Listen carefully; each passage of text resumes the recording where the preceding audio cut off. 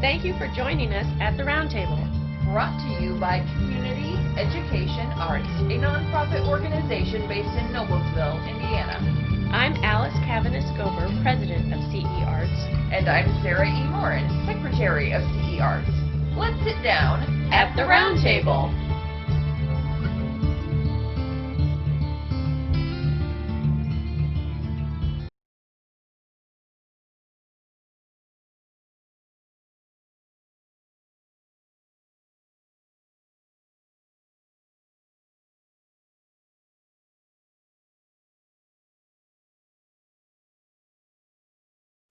Towards the very end of the book, she finally does do some growing up. And here is at the end, towards the end of the book, right after Melanie has died, and no, spoiler alert, Melanie dies, everybody knows that. She's thinking to herself, he never really existed at all, except in my imagination, she thought wearily. I love something I made up, something that's just as dead as Melly is. I made a suit of pretty clothes and fell in love with it. I think that's a really powerful moment of self-awareness for her, and I think it speaks volumes to so many women who fall in love with the wrong guy because of the way he looks or the way he presents himself. Or now Ashley, didn't turn out to be an abusive husband or anything like that, but it's just the wrong guy, Mm-hmm. and confusing, almost like the socially acceptable, what we're supposed to fall in love with, instead of the real, whatever's real. And she recognizing that, especially as a young woman, a young teenager, she fell in love with something that didn't really exist. It wasn't really Ashley. It was this image of him that she created almost in her own mind. I think that that is an entryway to talk about, teenage relationships and young, just a lot. I just thought that was a lot of, that had a lot, but maybe more workshopping. Well, I don't know. I like this one, and I think that the suit of pretty clothes, that could have some artistic possibility right there. Yeah. So I'm okay with this one. This one's probably on my at least in consideration pile for this okay book. All right. And then the next one I think is a kind of a good moment of her awareness of true love, what true love is for her.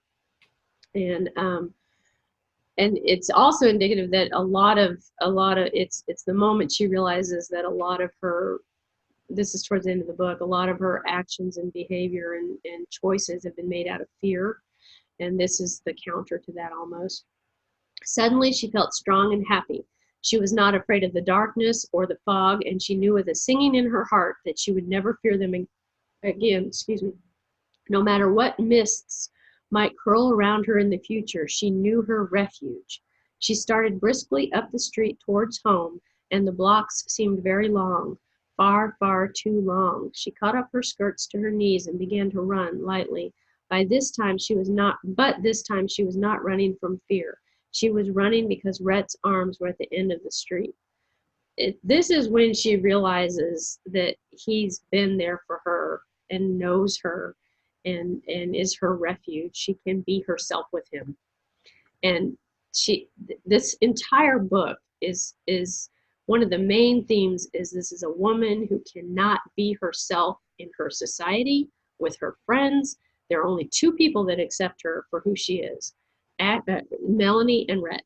Ashley doesn't, Mammy doesn't, her mother doesn't, her sisters don't, her father doesn't, nobody. It's, there is in the book a third person, but since nobody knows about him, I won't even mention him right now.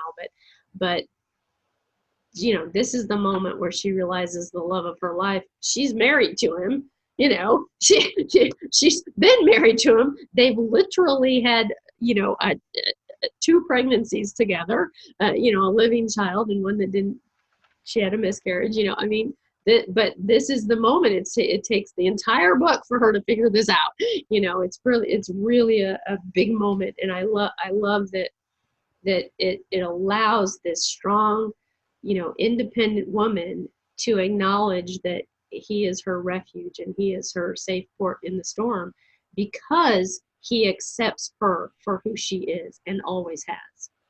Of course, no spoilers allowed because everybody knows the ending of the story. The tragedy is she figures it out too late. He's tired. he doesn't want to deal with it anymore. But at least she figured it out. Which leads to the last quote, the most famous quote of all time. I'll think of it tomorrow at Terra. I can stand it then. Tomorrow I'll think of some way to get him back. After all, tomorrow is another day. That's her mantra through the whole book. And at the end of the book, it's just tragic and sad because, we don't have the faith that she can get him back. But, but so those are my most top favorite quotes.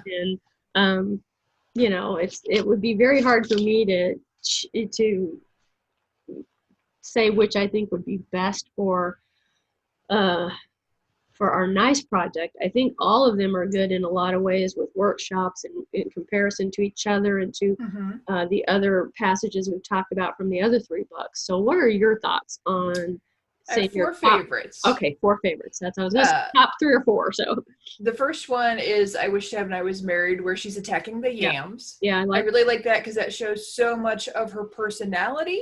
Yep. And that also is going to pair really well as we're talking about like the role of women, and that one I think would be great discussion. Yeah, I think it's a great jumping off point for cultural norms for women in different time periods and in the different selections we have and everything. So yeah, I like that one too.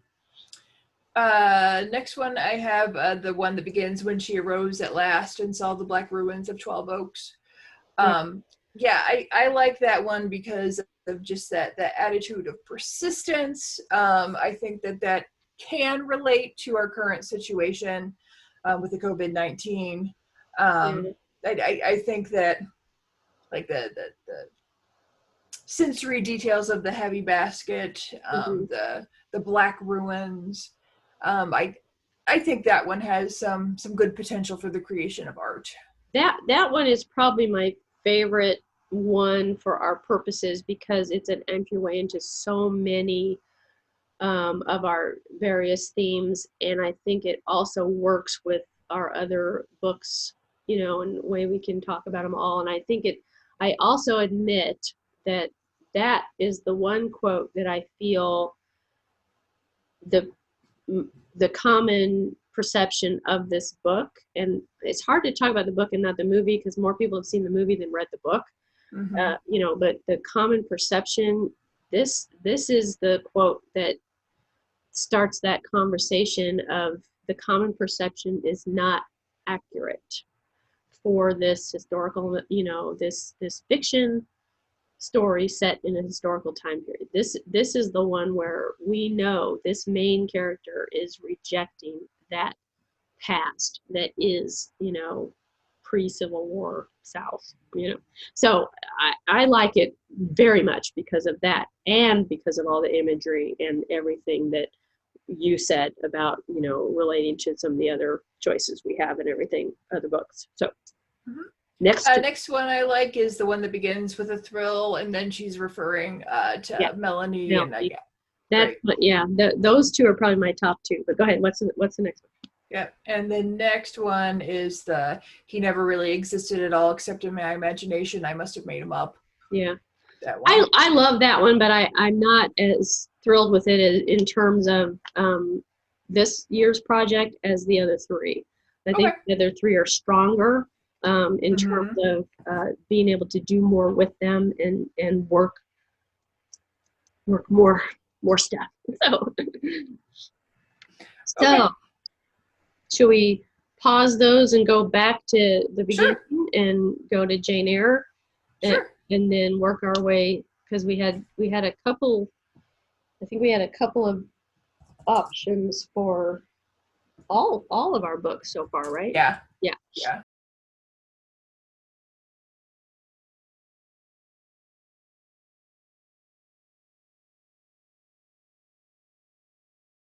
This has been At the Round Table with Alice and Sarah E. of Community Education Arts. Our nonprofit organization is based in Noblesville, Indiana. You can find us online at cearts.org. This activity made possible in part with support from the Indiana Arts Commission and the National Endowment for the Arts, a federal agency. We'd like to thank James Weston for writing our intro music and for his technical savvy. Join us next time at the Round Table.